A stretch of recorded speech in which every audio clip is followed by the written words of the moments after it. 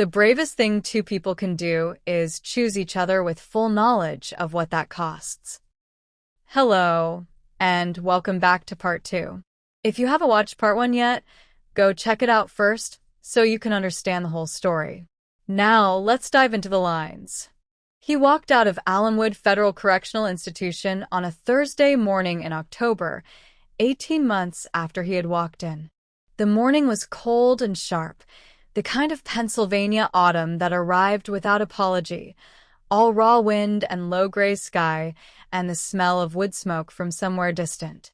There were leaves on the ground, rust and amber, already past their peak, and the parking lot was mostly empty at 7 in the morning, just a few government vehicles and a black town car idling near the far fence. Marco was leaning against the car. He looked exactly the same. This was both comforting and somewhat eerie. 18 months was not nothing, and most things that went through 18 months came out changed. Marco appeared to have been preserved in amber, still refrigerator-shaped, still impeccably dressed, still wearing the expression of a man who had made peace with the full complexity of existence and found it wanting. Luca walked to the car with his bag, one bag, everything he owned that had survived the asset liquidation, and Marco took it from him without being asked and put it in the trunk. "You look thin," Marco said. "I was doing a lot of running. Prison running or actual running." There was a track. Marco opened the car door. Luca got in. The leather was warm and the car smelled like the lemon oil Marco used on the dashboard, which he had used for 20 years, and the specific scent of it hit something in Luca's chest that he had not anticipated. He sat with it for a moment. The car moved. "Your mother," Marco said from the front seat. "I know. She's been cooking since for this morning." "I know. She made the braciole." Luca looked out the window at the gray Pennsylvania countryside slipping past. "At 7 in the morning? It needs 6 hours. She started at 4. He felt something press at the back of his throat that was not grief exactly, but was in that neighborhood. He looked at the country and thought about his mother standing at a stove at 4 in the morning with her rosary on the counter and the radio playing something old, and he let the feeling be what it was. "And Dante," he said, "waiting at the restaurant. He wanted to come, but I told him." Marco paused. "I told him to give you a few hours." "Good." He was quiet. "Thank you, Marco." A pause. "Don't thank me for doing my job," Marco said, in exactly the tone he had used for 23 years, which was the tone of a man who found gratitude embarrassing and loyalty self-evident. "I'm thanking you for waiting 18 months, Luca said. "Not for the car." The car was quiet for a long time after that. They crossed into New Jersey just after 8. The sky was beginning to lighten, a pale, cautious lightening, the sun not yet committed. Luca watched it. He had spent 18 months thinking about what he would think about the moment he was free. He had expected relief. He had expected the particular disorientation of re-entering ordinary life, the size of open spaces, the noise of unregimented days. He had expected something clean and dramatic, a before and after. What he felt instead was quieter than that. He felt like a room that had been emptied and not yet refurnished, bare and full of light, waiting to understand what it was going to hold. He thought about Sienna Russo.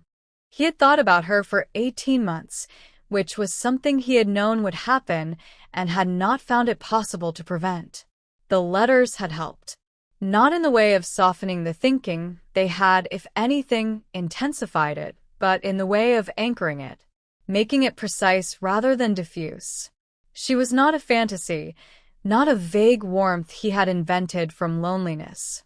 She was a woman who read Middlemarch and found it overpraised, who had strong opinions about regional pasta variations, who had once sent him a 4-page letter entirely about a financial fraud case she found aesthetically perfect in its construction, which was the most genuinely Sienna thing he could imagine. They had written letters for 18 months. He had not asked about the future in any of them. She had not offered it.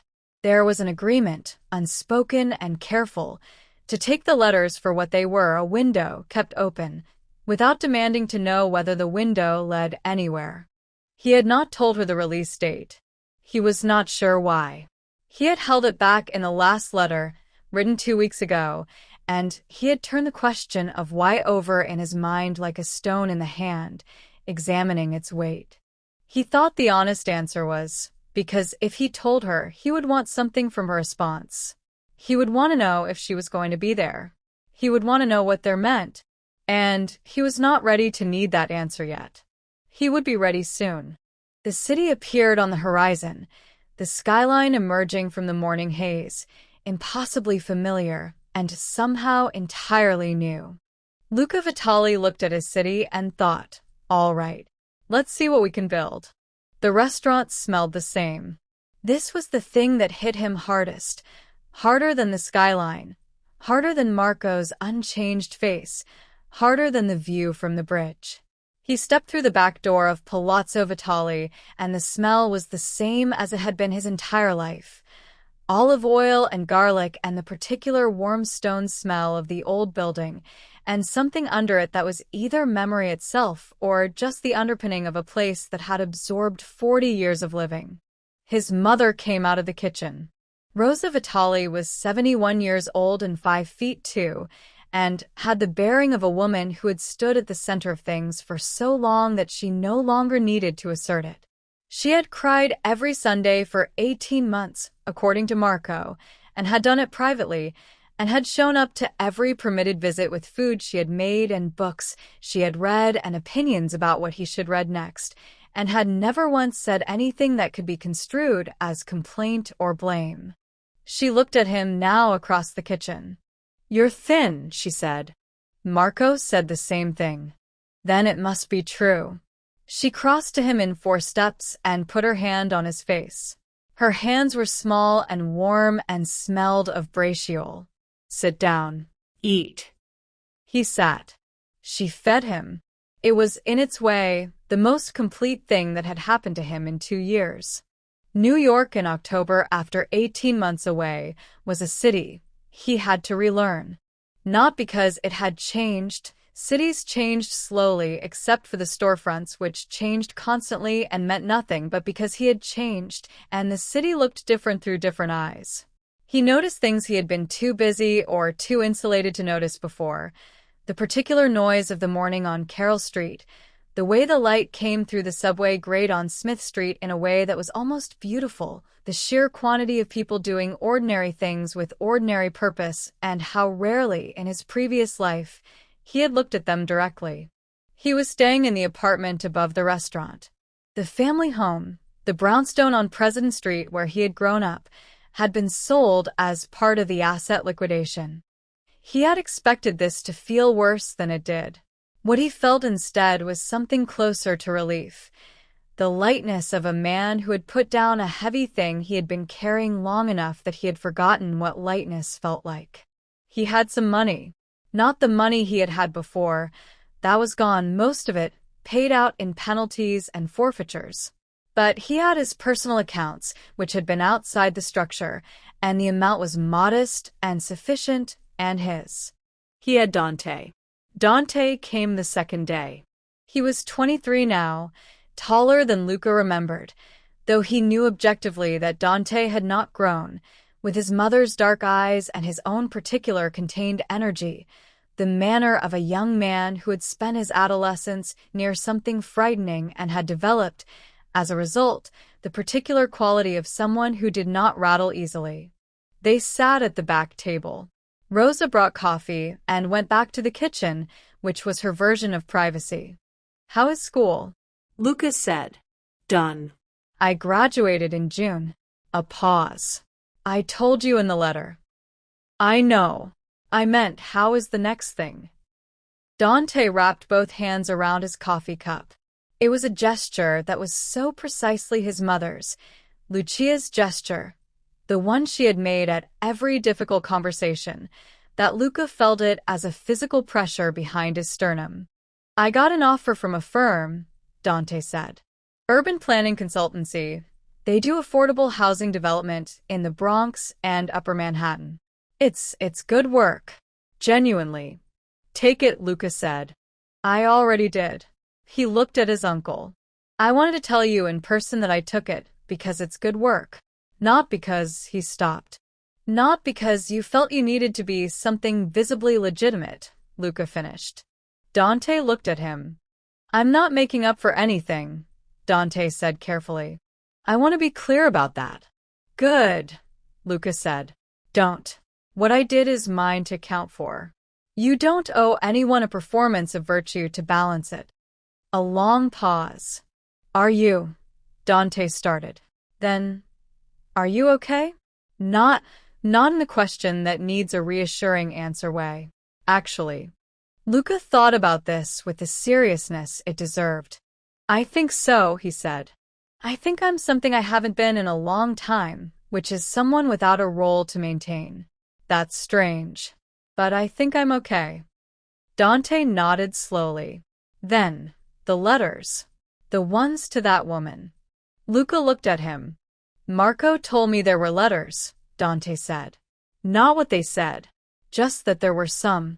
I'm asking because you look like someone waiting for something to happen, and I want to know if I should be worried. Luca was quiet for a moment. Then, her name is Sienna. She was the forensic accountant who built the government's case. Dante's expression went through several things in rapid succession. He settled on. Okay. She's a good person. The best kind of good, which is the kind that cost her something. And you're? I don't know yet. We haven't spoken in person since before the plea. He looked at his coffee. I didn't tell her I was getting out. Why not? Because I needed to be out first. I needed to know what I had to offer before I asked what I wanted. Dante sat with this. That's either very romantic or very controlling, he said at last. Luca almost laughed. Probably both. I'm working on it. 2 weeks after his release, he wrote to her. He sat at the desk in the apartment above the restaurant, the same desk where he had run an empire, stripped of its files and its encrypted drives and its various instruments of a life he had taken apart, and he wrote on the same plain paper he had used for every letter from Allenwood. He wrote, Sienna, I've been out for 2 weeks. I'm sorry I didn't tell you sooner.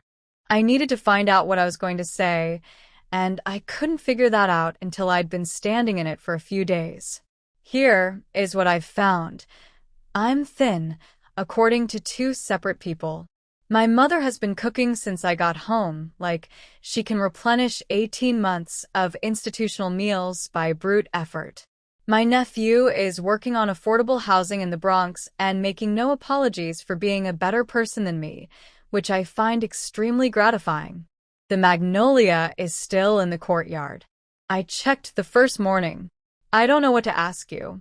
I have 17 different versions of a question, and I can't finish any of them without feeling like I'm asking you to account for something you shouldn't have to account for. So instead, I'm just telling you I'm here. In Brooklyn. In the room above my mother's restaurant. Currently rereading everything Chekhov wrote because the library kept me in mostly American fiction and I missed Russian pessimism, and trying to figure out what a life looks like when you build it from the middle instead of the beginning. Tell me what you're reading. Elle. He mailed it. Then he waited. He had discovered in prison better at waiting than he had been before.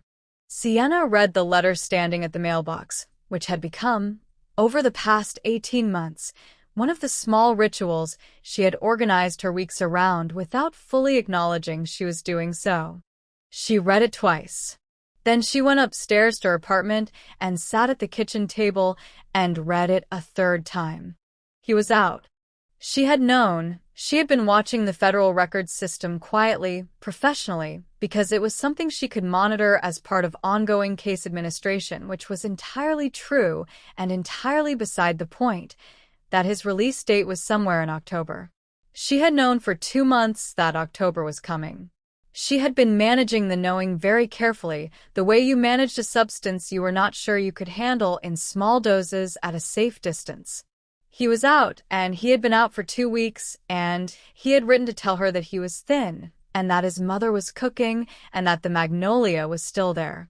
She pressed her palm flat on the table. She had spent 18 months in a conversation with this man, a correspondence so unlike anything she had experienced that she had not initially known what category to put it in. Not romance, not exactly. There was nothing conventionally romantic in letters that ranged from Russian literature to financial fraud theory to the particular challenges of being a person in the world. Not friendship, though it had the warmth and ease of the best friendships she had known. Something else. Something that had started as an astonishment and had become, over months, as necessary as weather. Something she moved through and planned around and felt the absence of when the letters were slow. She had understood for a long time that she loved him.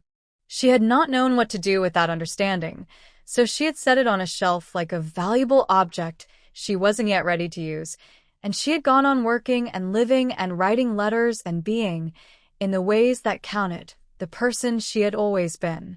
He was out and he was in Brooklyn, and the magnolia was still there. She picked up her pen. She wrote, "Luca, I'm reading Chekhov too. Specifically The Lady with a Dog for the 4th time, which I mention because the ending is the part that keeps bringing me back. The idea that the most difficult thing in their lives was also, clearly, the most real. I've been thinking about real things lately. I have a case that's almost finished, and after that I don't know what comes next, which is unusual. I always know what comes next. I think that's intentional on my part. I think I've been leaving space for something, and I didn't know if I should tell you that because it might be the kind of thing that weighs on a person coming out of a small room, and I didn't want to be a weight. But you told me you're here, and I think you should know I'm here too. We've been here for 18 months already. I just mean it differently now. S. She mailed it before the rational part of her mind could convene an emergency session. She was going to see Rebecca on Friday for what Rebecca had called, with her characteristic dry precision, the formal post-case debrief. She thought about telling Rebecca. She thought about the conversation that would have.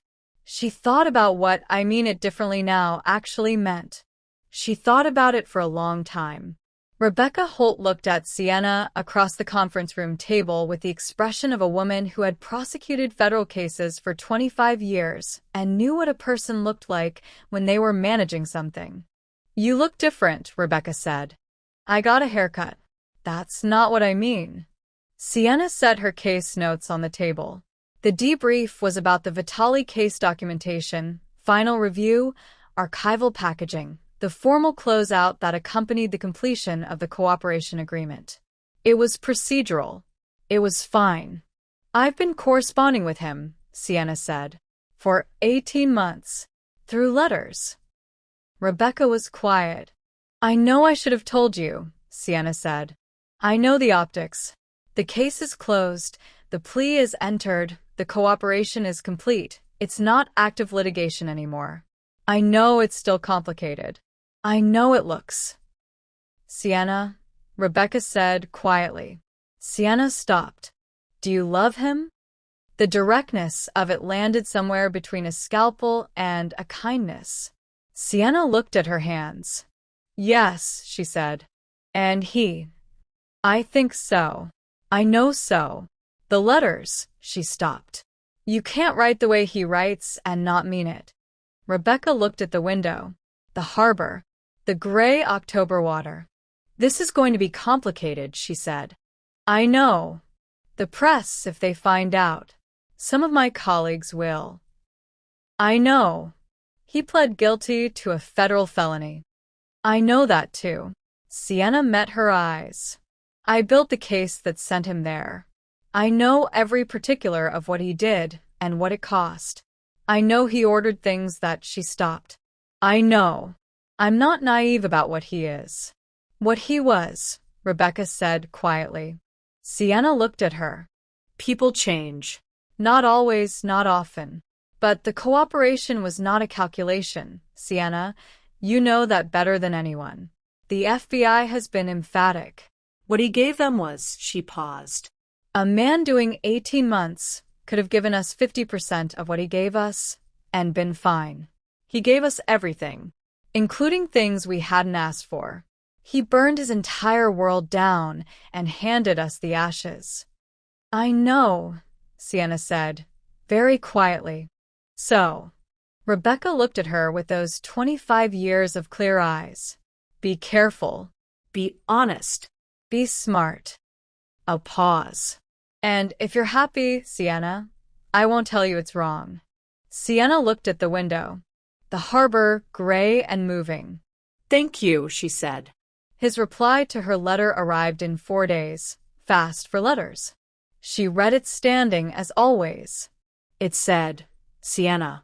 I reread The Lady with the Dog last night. I hadn't read it in years, and I'd forgotten how Chekhov does the thing he does, which is refuse to resolve things neatly and somehow make the refusal feel more honest than a resolution would. The ending isn't an ending. It's the beginning of the real thing, which happens to be harder than everything that came before it. I've been sitting with what you said. I mean it differently now, and I want to be precise about this because precision matters to both of us, I think.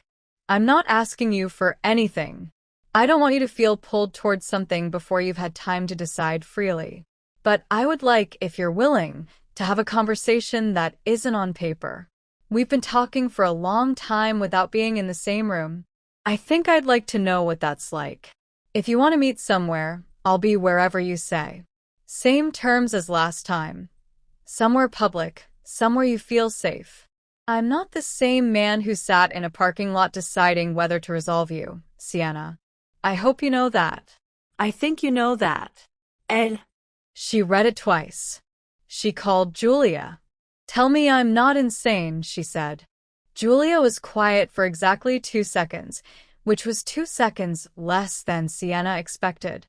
I think you're the sanest person I know who is doing an extremely risky thing for excellent reasons.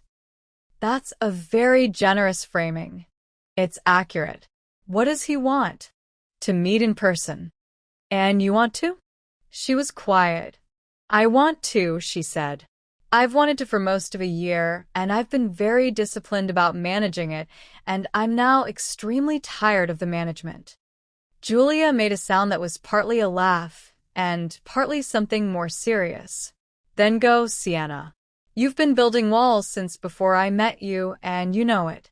A man comes along who got through them by being worth it, and you're going to stand outside the door being professional about it. There are real reasons to be careful. There are real reasons for everything you've avoided for the last 4 years. They're not all good reasons. Sienna closed her eyes. The diner, she said. What? Where we first met.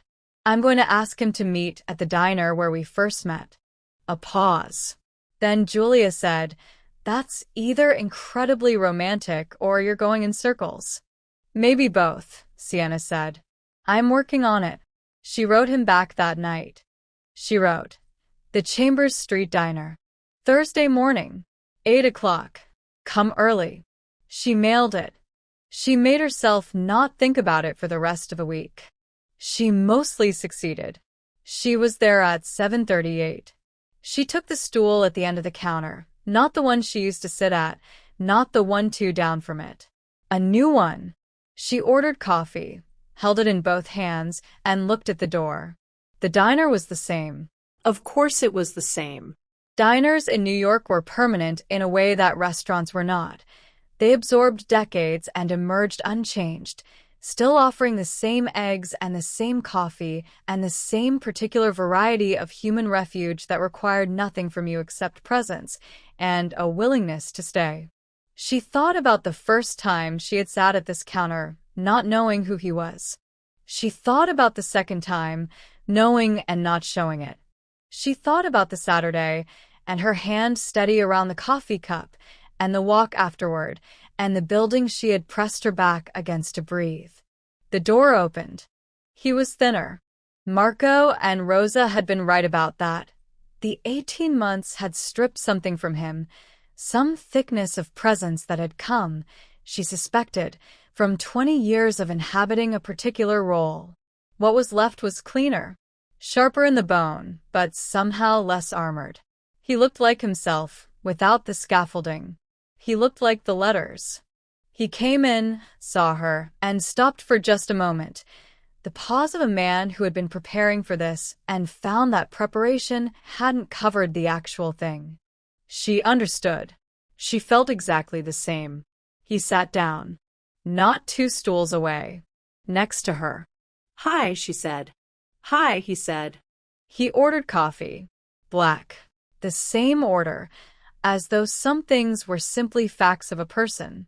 They sat with the coffee for a moment, and the silence was nothing like the careful, calibrated silences of before. It was not the silence of 2 people managing what they revealed. It was the silence of 2 people who had been talking for 18 months and had run out of the need to fill space. You look different, she said. Better or worse? She looked at him. The bone sharpness, the lack of armor, the eyes, which were the same, dark, deep, holding something, but not managed the way they had been. She had a feeling he was not managing much of anything this morning. More like yourself, she said. Something moved in his face. That might be the best thing anyone has said to me. In 2 weeks. In a long time. She wrapped her hands around her cup. Tell me about the Chekhov. Which ones you've reread? And he did. They talked for 2 hours. The diner filled and emptied and filled again. Coffee cups were refilled twice. They talked about Chekhov and then about what she was working on, a new case, a complex one, a pension fund fraud that had the same elegant wrongness she found compelling, and then about Dante's job and the affordable housing project in the Bronx, and the way buildings could be instruments of either cruelty or care, depending on who built them and why. That's what I think about now, he said. What gets built from here, not what was. What's possible. What are you going to do? She said. Work wise. There's a legitimate property management consultancy. Legal work, fully above board, compliance heavy. He's been setting it up for 2 years, actually, before I went in. He knew the other wasn't going to last. He paused. I'm good at the actual work. The building assessment, the financial modeling, the structural analysis. That part was always real. The framework, she said. He looked at her. Yes. The framework. She thought about what he had said to her. The very first week.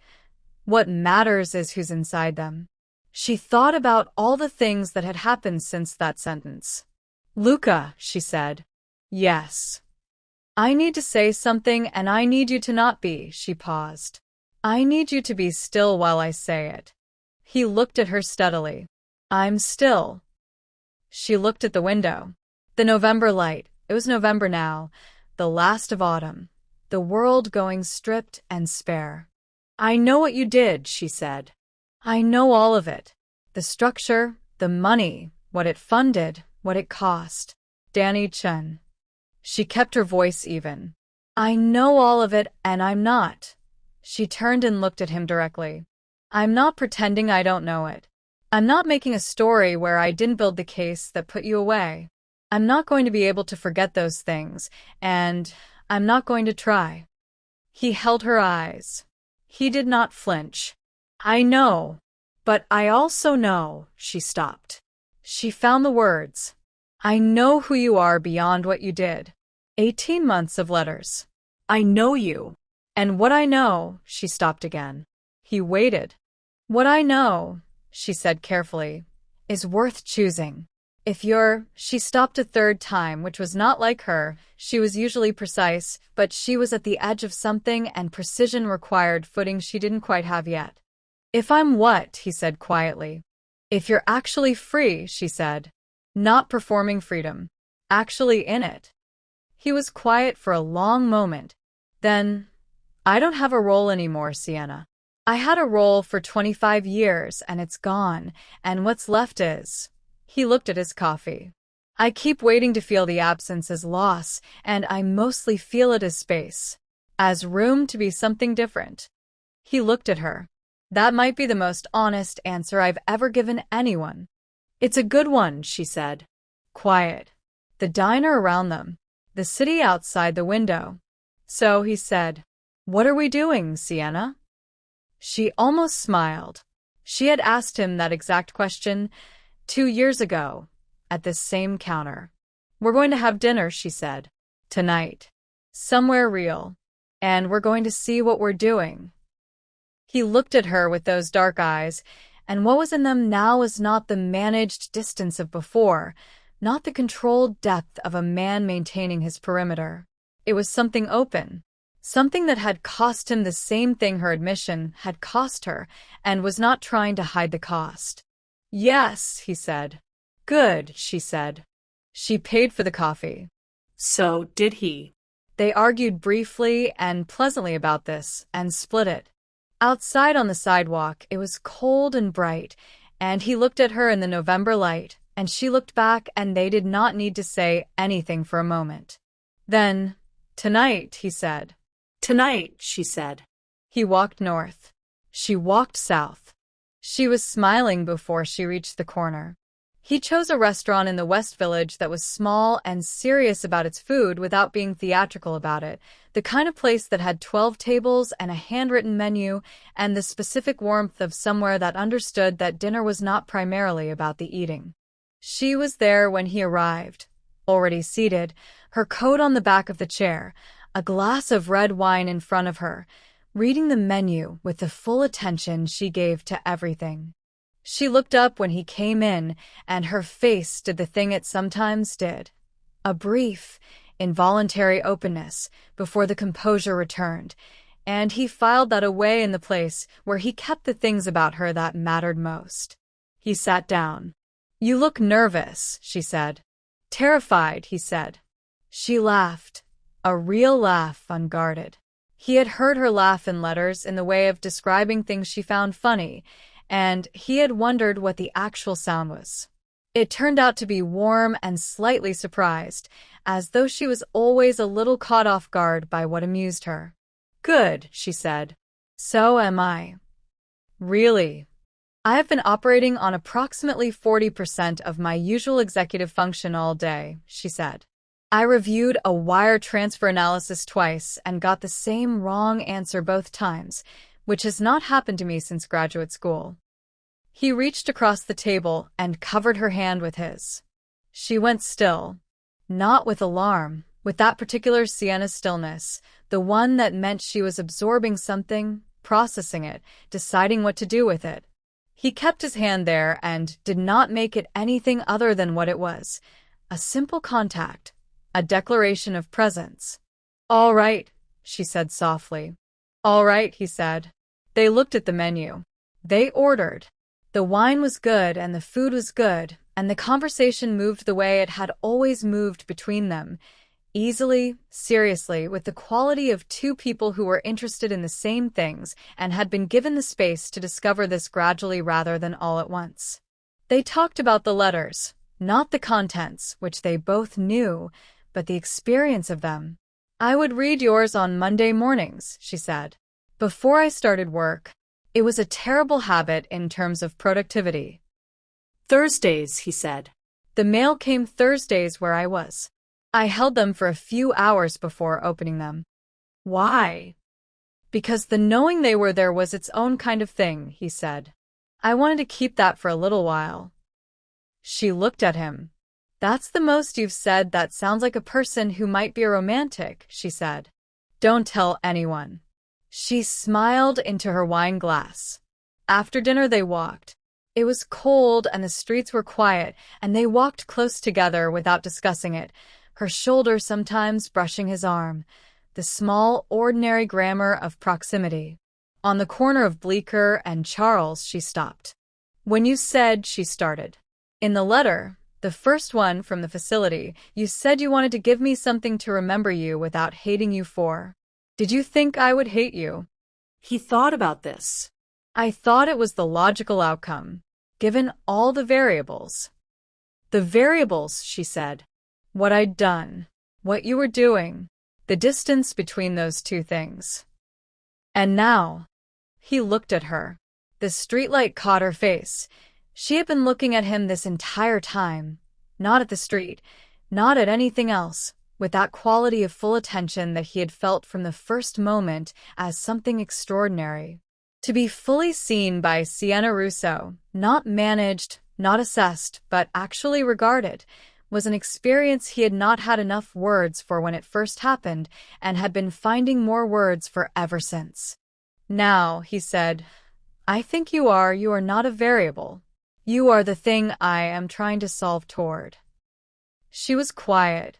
Then she stepped closer and looked up at him. She was shorter by several inches, which he found she navigated with the same practicality she brought to everything, and said, Luca. Yes. I'm going to kiss you now, she said. I want to name it clearly before it happens because I have spent a long time being imprecise about this, and I'm done with that. He felt something in his chest open like a door. Please, he said. She kissed him. It was not what he had expected, which was foolish because he had thought about this enough to have expectations. It was better. It was careful and real and entirely present in the way she was present, and it lasted long enough to be certain and brief enough to leave something unfinished, which was, he suspected, entirely intentional. She pulled back. There, she said. A little breathless. Yes, he said. Equally. The city went on around them, enormous and indifferent, burning in every direction. Walk me home, she said. He did. They were careful. They did not rush, partly because neither of them was built for rushing, and partly because the thing they were building deserved the time it took to build it properly. They saw each other twice a week, then 3 times. They walked a great deal. They ate at small restaurants.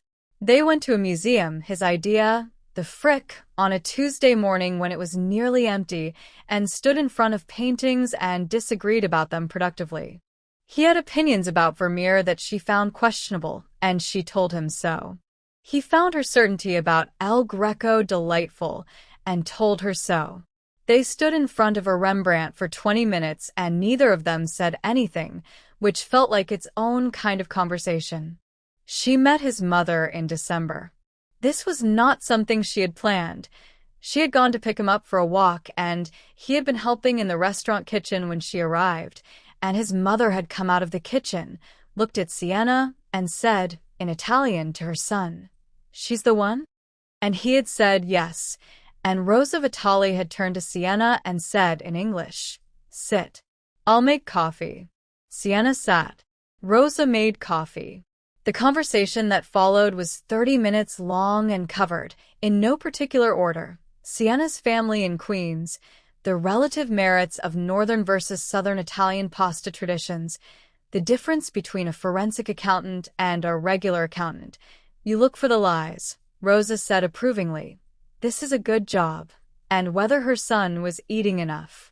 Rosa appeared to conclude that he was not, and added a plate of biscotti. When they finally left for the walk, Sienna said, She is exactly who you described. She liked you, he said. How do you know?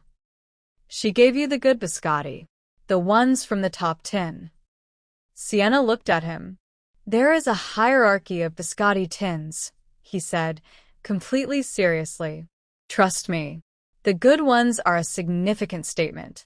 She laughed and took his arm, and they walked through the December cold, and she thought, This is the thing. This specific thing right here. A cold street and a man who knows the hierarchy of his mother's biscotti, and the way her arm fits through his, as if it had been measured for it. This is the thing she had been keeping space for. It was not without complication.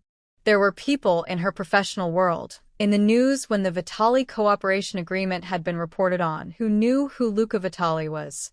She had been careful about what she shared and with whom, but she was not naive. She was a forensic accountant who had built the case against the man she was now seeing, and while she was certain there was no ethical violation in what was happening, the case was closed, the plea was entered. She had documented every contact. She knew that certainty and perception were different animals. She handled it the way she handled most difficult things. Directly, without drama, with documentation she would have available if needed. There were also, And this she sat with more carefully in her honest moments, the facts of what he had done.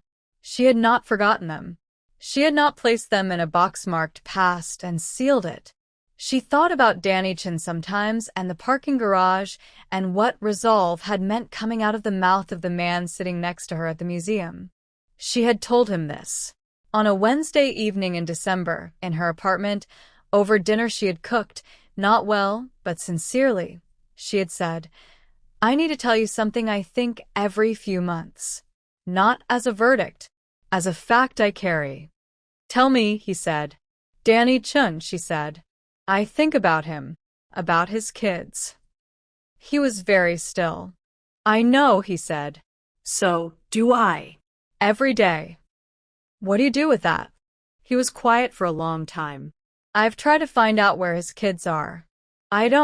I'm not able to contact them. I know that. But there's a trust. Through an intermediary. For their education. It's not enough and it doesn't fix anything, and I'm not telling you for credit." He looked at her.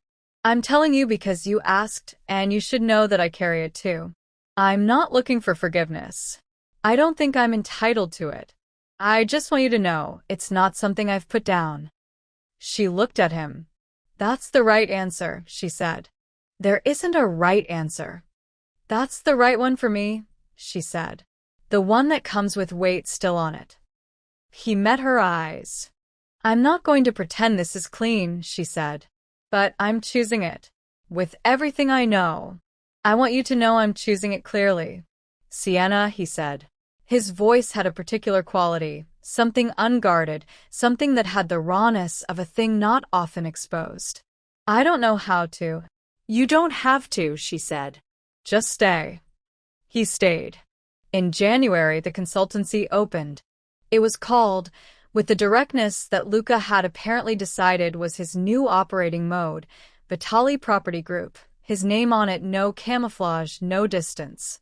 Marco had argued for something more neutral. Luca had argued that he had spent 25 years obscuring things, and he was done with it. The work was legitimate. Comprehensively, verifiably, exhaustingly legitimate. Marco, who had turned out to have a genuine gift for compliance architecture, had built a structure so transparent that it occasionally drew amused comments from their accountants. Every transaction documented. Every decision trail preserved. The legal team vetted every contract. It was, in its way, the opposite of everything Luca had built before, and it was also, in another way, built on exactly the same foundation. A deep understanding of how buildings worked, how money moved through property, how the difference between a viable development and a disaster was usually detectable in the financial structure long before anything physical happened. He was good at it. He had always been good at the actual work. That part had never been a lie. Sienna came by the office the week it opened. It was a Tuesday afternoon, and she had a gap between cases, and she appeared with coffee, 2 cups, black, and sat in the chair across from his desk and looked around with the alert, cataloging attention she brought to everything. "It looks real," she said. "It is real." "I mean," she considered, "it looks like a place where work happens, not a place where things are performed." He looked at the office, the ordinary desk, the plain walls, the window that faced not a courtyard but a perfectly average Brooklyn street. "Yes," he said, "that's the idea." "How does it feel?" He thought about this. "Smaller," he said. "In every way. Less money, less power, less," he paused. "Less everything by the metrics I spent 20 years using." He looked at her. "And better, which I'm still processing." "Better how?" "I sleep," he said simply. "I didn't used to. Not really. I'd wake at 3 in the morning running risk assessments on things I hadn't done yet. I don't do that anymore." She looked at him with that look. "Good," she said. He handed her the coffee. Their fingers touched, and they did not make it anything more complicated than what it was, which was warmth, which was contact, which was the ordinary fact of 2 people who had decided to be in the same space. "I have something to tell you," she said. Tell me. I was approached by a legal team for one of the organizations the FBI took down using your cooperation intelligence. They want to know if I'll testify about the financial structure, my analysis, specifically, at a trial later this year. He was quiet. I'm going to say yes, she said. I know, he said. It might, she paused. There will be attention. The connection to you will come out. I know. Are you? Sienna. He set his coffee down. You are going to do your job. Your excellent, important, necessary job. And whatever comes from that, we deal with. I'm not going to be the thing that interferes with your work. He met her eyes. I spent 18 months thinking about this. About what I wanted, what I was building toward. The number one thing is not my comfort. It's you intact. The way you are. The work and the honesty and the ferocity of it. She was very still.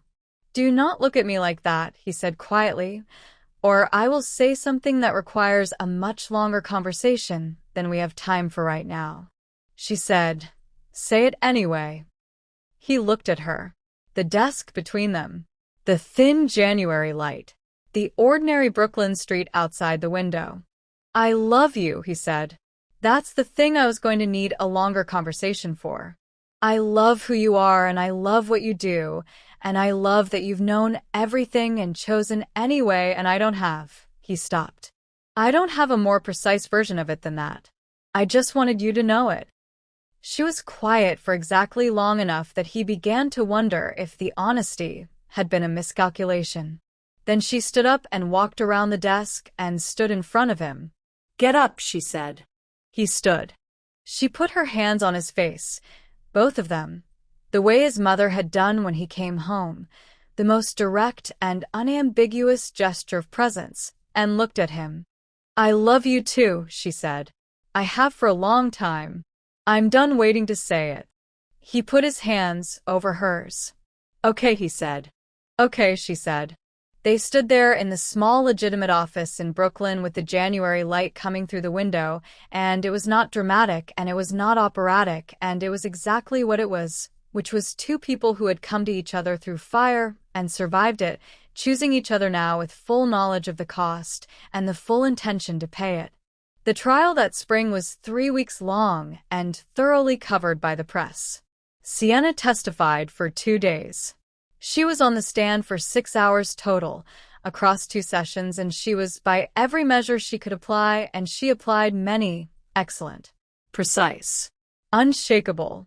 The defense attorneys tried 3 different angles to question the independence of her analysis, and she walked through each one with the patient certainty of someone who had spent 2 years documenting her methodology and was not afraid of scrutiny.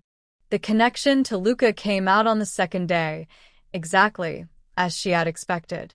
A defense attorney whose name she had already prepared for asked about her personal relationship with the original target of the Vitale investigation. Yes, she said.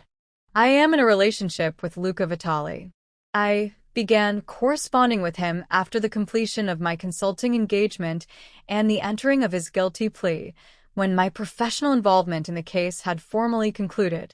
I have fully documented every contact, every letter, every date, every conversation. This documentation has been available to both the prosecution and defense in discovery. The attorney pressed. My analysis was completed before any personal contact, she said, with the precision she brought to everything. The paper trail I documented is mathematical. It does not change based on my personal feelings about the individual behind the finances. Numbers are not sentimental, counselor. There was a small sound from the gallery. She thought it might have been a laugh. She was right. The verdict came in 9 days later. Guilty on all counts. She was at her desk when the notification came through, and she sat with it for a moment. The weight of it, the satisfaction of clean work completed, the awareness that she had done what she set out to do, and that what she had set out to do mattered. Then she texted Luca, "It's done." He replied in 2 minutes, "I know. I was watching the live stream. You were extraordinary." She replied, I have a reservation at that place in the West Village for tonight. 7 p.m. Come. He replied, I'll be there. She put her phone in her pocket and looked at the window. Outside, the city was doing what it always did.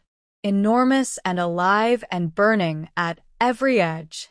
She thought about the first night she had sat at that diner counter and opened her laptop and found the lie in the numbers, the small discrepancy in a depreciation schedule that had been the first thread of everything.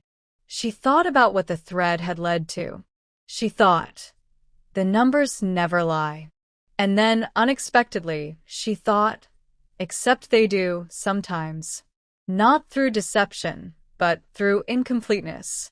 A number tells you what it measures and nothing else. It tells you about money and structures and flows and discrepancies, but it doesn't tell you about a man reading to his dying father, or a nephew studying urban planning, or a magnolia tree that survived the city for 40 years, or the quality of a silence between two people who had said everything that needed to be said and found that the saying was not the end but the beginning. The numbers were honest about what they measured. They just didn't measure everything. She picked up her pen. She opened the new file on her desk, a different case, a different tangle of numbers, someone else's hidden lies waiting to be found. She went to work. And at 7 o'clock that evening, she would stop working and go to dinner and sit across from a man she loved with full knowledge of what he had been and full faith in what he was becoming, and she would order the wine, and they would talk about Chekhov and the case and the affordable housing project in the Bronx, and at some point he would look at her with those dark eyes that held nothing back anymore, and she would look back. And neither of them would need to say a single word. Spring came to Brooklyn in April, as it always did, with a kind of belligerent beauty, cold one week, tender the next, the whole city relearning what warmth felt like after months of gray. The magnolia in the courtyard behind Palazzo Vitale bloomed on the second Saturday of April.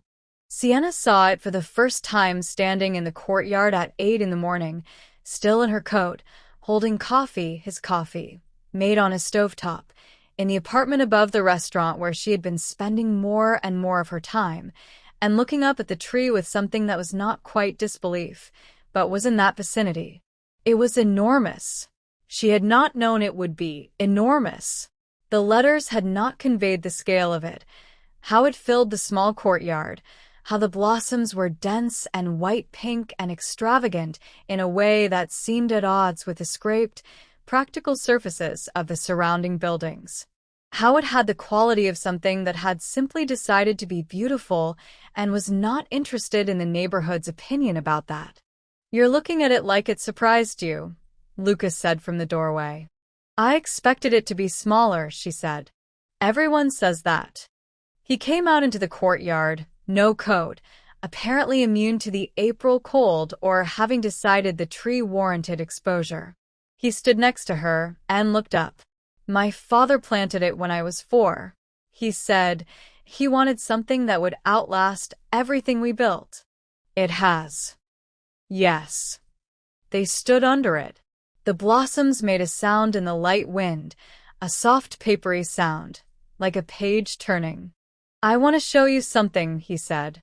He led her back inside and up to the study, the desk, the window, the room that had been stripped of its empire and refurnished with books and ordinary work. He had a photograph on the desk she hadn't seen before. A man in his 40s sitting at this same desk, laughing at something off camera. The books were behind him. Your father, she said. When he was 40, about a year before the stroke.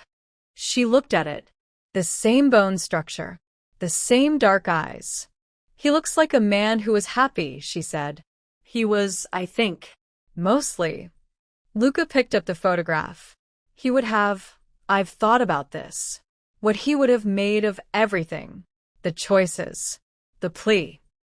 What do you think? I think he would have been relieved, he said.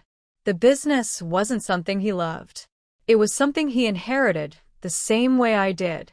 I think he would have wanted me to put it down. He set the photograph back. I think he would have liked you.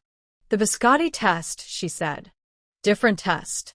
He'd have seen you take notes, and he'd have respected it immediately.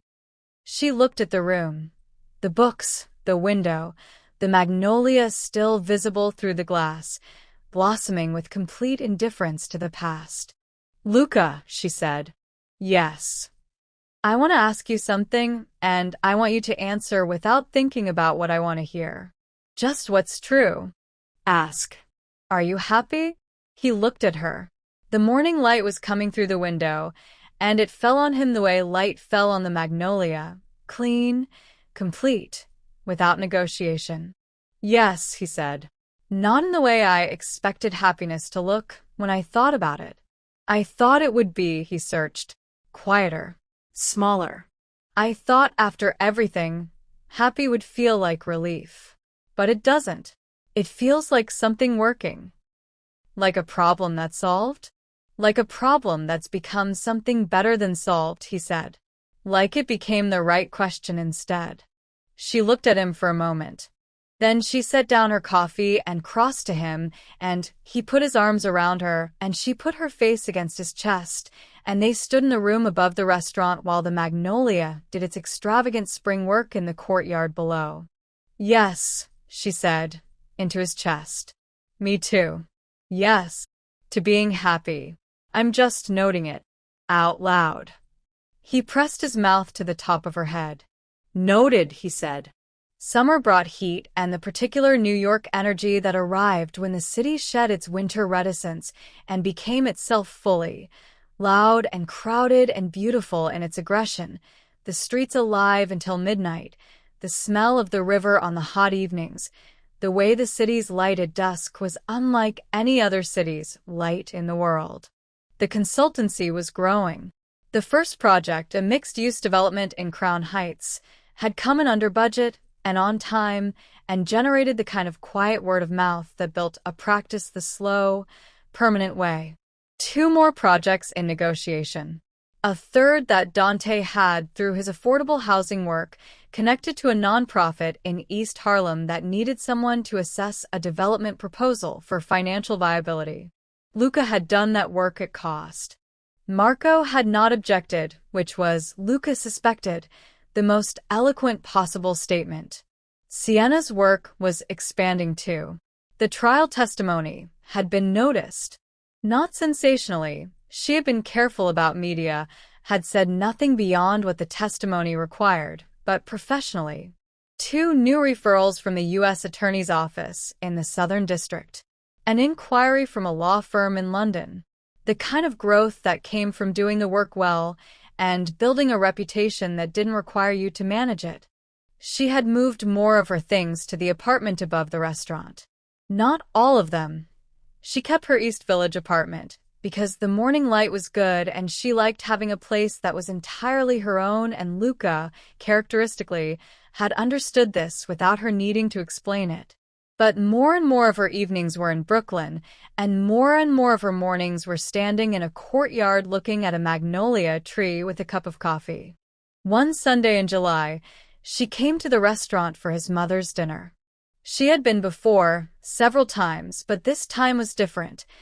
Dante was there, and 3 of his friends from the affordable housing work, and a couple from the neighborhood Rosa had been inviting for 20 years, and Rosa's sister from the Bronx, and Marco, who ate with the focused seriousness of a man for whom pleasure was a professional obligation, and it was 30 people at long tables in the restaurant, noisy and warm and full of the specific vitality of a room where people were genuinely glad to be together. Sienna was seated between Dante and Rosa's sister, and she ate the braciole and drank the wine and talked about forensic accounting to Dante's friend, who was a city planner and found the intersection with urban development genuinely interesting.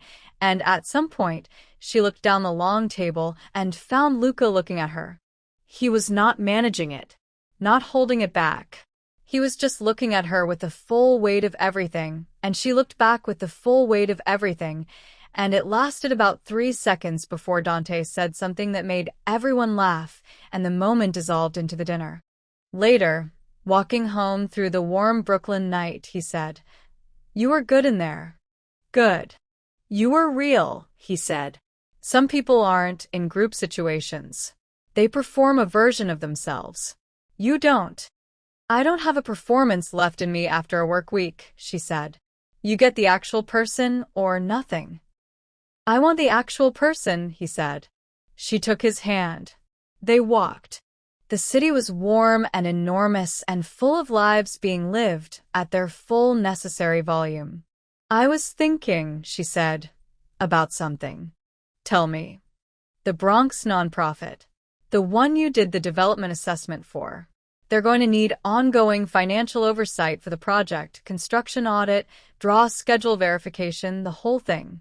I have some capacity in Q4. He looked at her. You're offering to. I'm offering to do the work, she said. The right work, properly contracted, fully independent. Not as a favor. As a professional engagement. He was quiet. He paused. That is separate from this. Completely. I have a conflict of interest protocol I've already thought through, and it's clean. I want to do good work, and this is good work. The fact that you introduced me to it is, she paused. Everything good that comes to me from this direction doesn't have to be suspect. He stopped walking. She stopped too. You know, he said, when I was in the facility, 18 months, I spent a lot of time thinking about what I wanted. The broad things, freedom, the restaurant, Dante. And then the specific things, which I had more time to think about than I'd expected. What were the specific things? Coffee in the morning that I made myself. Work that I could look at without needing to see it through a layer of calculation. Sunday dinner. He looked at her. And someone to talk to. Someone who was honest with me and about me and didn't need me to be anything I wasn't. He took her hand. I didn't know you'd be the specific version of that. But I didn't know. She looked at him in the warm dark. I have something to tell you, she said. Tell me.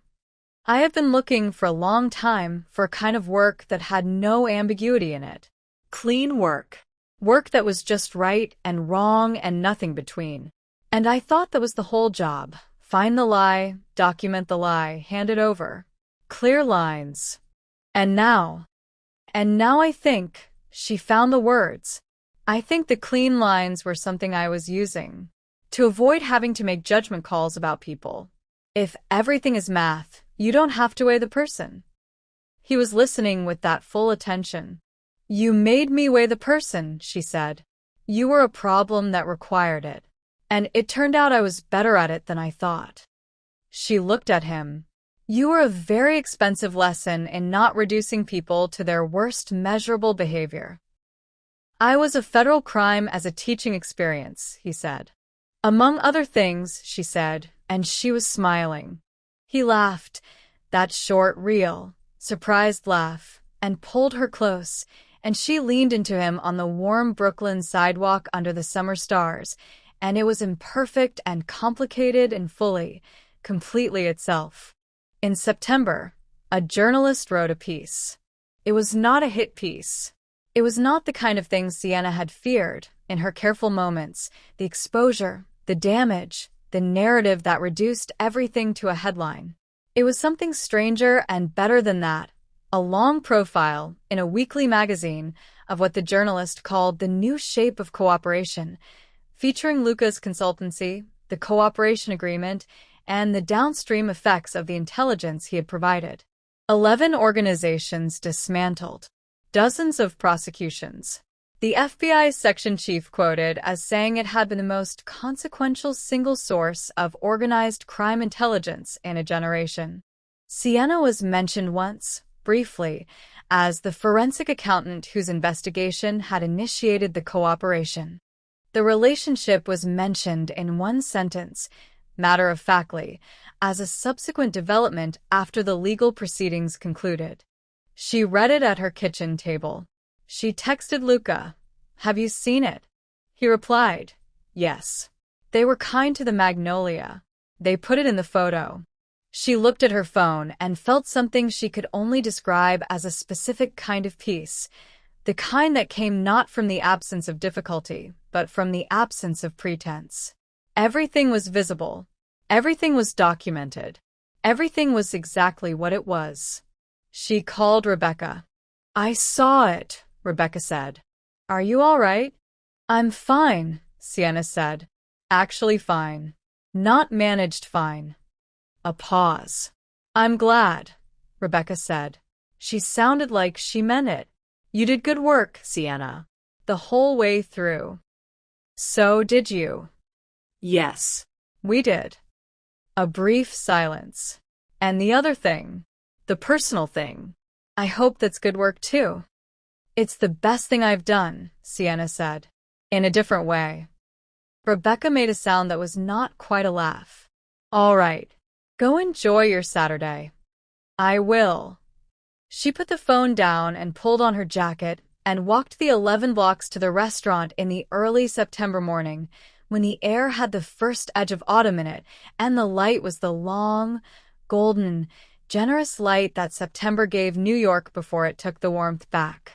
The restaurant was not open yet, but the back door was unlocked, as it always was on Saturday mornings.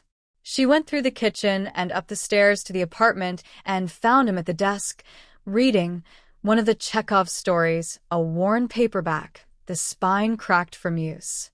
He looked up. "I'm here," she said. "You're here," he said. She sat on the edge of the desk. He closed the book. "The journalist put the magnolia in the photo," he said. "I know. It looked good. My father would have liked that." He paused. He planted it for exactly that. To outlast things. To be something people photographed. She looked at him. "Luca," she said. "Yes. I'm going to ask you something. I want you to think about it, not answer immediately." "All right." She took a breath. "Move in with me." "Properly." "My apartment. I have better morning light than above a restaurant, and I know you've noticed that because you've mentioned it twice and—" She stopped herself. "I mean stay. Both places, whichever, but stay. Make it the actual next thing, not the thing we're doing carefully." He was quiet. She waited. "You said you wanted me to think about it," he said. "I did. I've been thinking about it since February."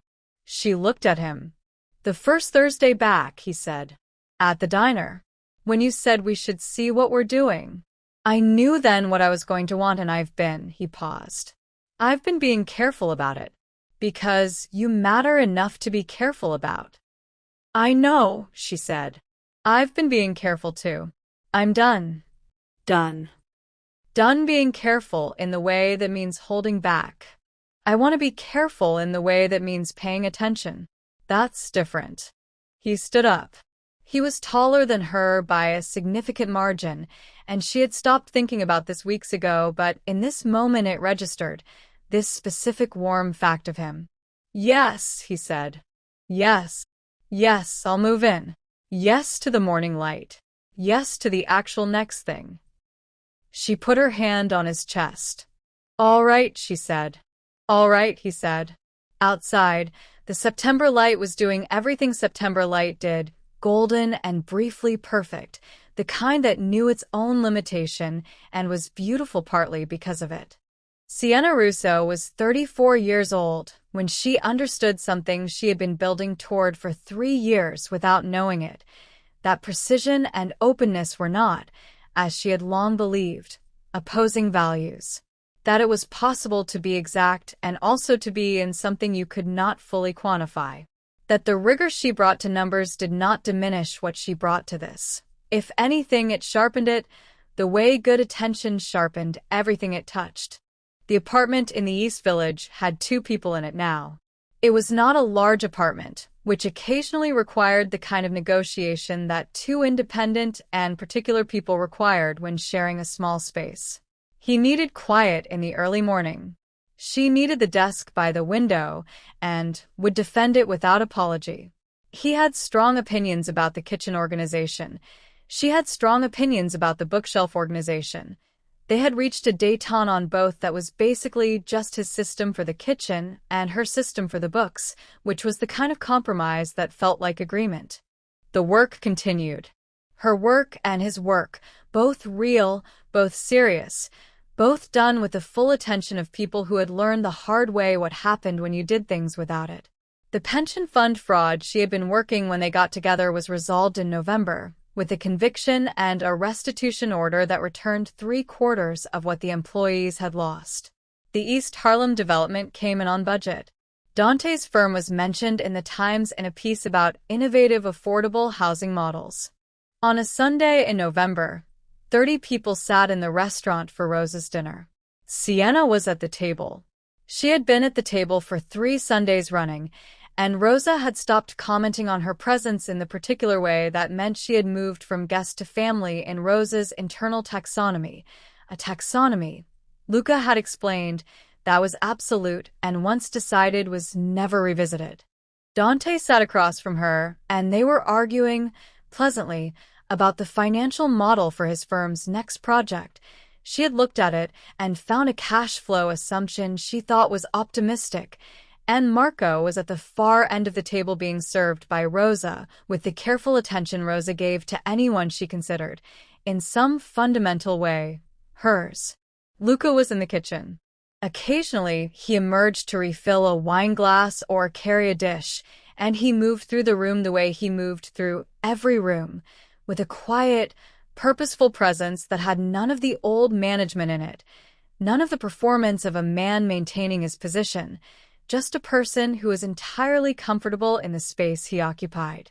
He caught her eye across the room. She held it for a moment. He raised his glass, just slightly, just for her, and she raised hers. Then the conversation around her reclaimed her attention, and she turned back to Dante's cash flow model, and the November Sunday dinner continued. That night, in the apartment, the city quiet outside, and the first real cold of winter beginning, she was at the desk, and he was reading on the couch, and she was finishing a report that was due Monday, and he was rereading Chekhov for the 4th time this year. She stopped writing and looked at him. He was absorbed. His reading face was serious and slightly soft at the same time, the face of someone who was genuinely elsewhere, in the world of the book, and who had no idea he was being looked at. She looked at him for a moment. She thought about the numbers, the ones she had spent her career counting, the flows and structures and hidden architectures of money, the way it moved through the world, and what its movement revealed. She thought about the things that could be counted and the things that could not. She thought about what Chekhov had known, that the most important things were the ones that refused to resolve neatly, that the beginning of the real thing was always the end of the easier story. She thought, this is the real thing. She thought, it started in a parking garage in Red Hook with a man who died for knowing too much. It moved through 1.5 years of invisible work and 2 people deciding, at the same moment and for different reasons, that honesty was worth more than safety. It moved through letters, 112 letters. She had kept them all, and a park in February and a diner counter and a courtyard with a magnolia tree. It moved through everything it had to move through to arrive here. Here was a man on a couch reading Chekhov, a woman at a desk with a report and a legal pad, and the remains of 2 glasses of wine. A city outside the window, burning at every edge. A life being built from the middle, from whatever materials remained after everything had been dismantled and accounted for. The materials were enough. More than enough. Luca, she said. He looked up from the book. Yes. Tell me which one you're reading. The Bishop, he said, for the 3rd time. Why that one? He was quiet for a moment. Because it's about a man realizing, at the very end, that he's been surrounded by love the entire time and simply didn't have the capacity to see it. He paused. And then he dies, which is Chekhov, but the point isn't the death. The point is the moment before it when he finally sees. She looked at him. Do you see it? She said. Not dramatically. Just asking. He looked back at her with those dark eyes that had never, from the first moment, looked at anything other than what was directly in front of them. Every morning, he said, when you're at that desk. She turned back to her report. She was smiling. The report could wait 5 more minutes. She turned around. "Read it to me," she said. "The bishop. From the beginning." He moved on the couch, making room without being asked. She crossed the room. She sat next to him. He opened the book and began to read, in his quiet voice, and the city burned outside, and she listened. 1 year later, the magnolia bloomed again in April. It was what it always was: extravagant, indifferent to context, entirely committed to its own flowering. It bloomed with the fullness of something that had decided 40 years ago that beauty was its entire function, and had been doing that function without apology or modification ever since. Sienna stood in the courtyard at 8 in the morning with 2 cups of coffee. The second cup was for the man standing in the doorway, still in the previous night's clothes, his hair unbrushed, reading something on his phone with a focused expression that meant it was work and not news. "Marco wants your opinion on the Crown Heights proposal by noon," she said. "He'll have it by 11. He looked up, saw the coffee, came out into the courtyard. He stood next to her and looked at the tree. "Every year," he said. "Every year," she said. They stood under the blossoms with the coffee in the April morning, and neither of them said anything for a while, and this was the best silence, the kind between people who had run out of the need to fill it because everything that needed to be said had been said, and what remained was something better than words. A petal fell, then another. The city woke up around them. They stayed a little longer. "I have something to ask you," he said. "Ask," she said. He turned. He had the look, that specific unarmored look that she had come to know as the face he put on for the true things, the one with no management in it. "Marry me," he said. "Not because I have anything to offer that you don't already have. Not because the story requires it. Just because I want to spend the rest of the years doing this. The letters we'd write each other when we're in the same apartment. The arguments about the bookshelf. The Sunday dinners. The work. All of it, with you, for whatever time we get." She looked at him. The magnolia was blossoming above them, white pink and extravagant, entirely unconcerned. She thought about the first Thursday and what she had not known. She thought about the letters and the park and the diner. She thought about everything it had cost to arrive here, and everything the arriving had turned out to be worth. "Yes," she said. "Simple as that. Simple as a number that finally balances." He took her face in his hands, the same gesture, the mirror of it, and kissed her in the courtyard while the magnolia did what the magnolia always did, bloomed with complete conviction, as though the world had been built for exactly this purpose, as though beauty were not accidental but inevitable, as though everything that had come before had been not obstacle but architecture, the necessary structure that made this specific moment possible. Inside, Rosa was starting the Sunday dinner. The coffee was going cold. Neither of them moved. Above them, the petals fell. The story ends here. I hope you enjoyed it. Tell us in the comments which scene you loved the most. See you soon in the next story, and don't forget to subscribe so you won't miss it.